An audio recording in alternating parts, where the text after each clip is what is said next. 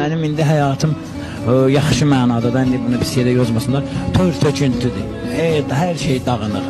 Amma onları mənim anam sağ ikən elə toparlayırdı və mənim qazancımı deyim, mənim hər bir şeydə, yəni o elə qaydasına qoyurdu ki, yəni dərdimi ona deyə bilirdim mən. Biraz şair ruhlu bir sözdür bəlkə də. Bugün mənim hər şeyim var, amma heç neyim yoxdur. Amma anam olsaydı o hər şeyim, elə hər şeyim olardı.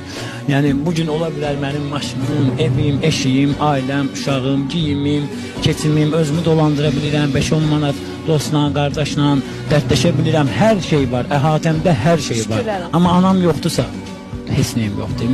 Mən hazıram bugün əlimdə nə varsa, yəni əlimdə olan o hər şey dediyim ki bir şey var, onu verim, anamı versinlər mən. Allah rəhmət eləsin. Çox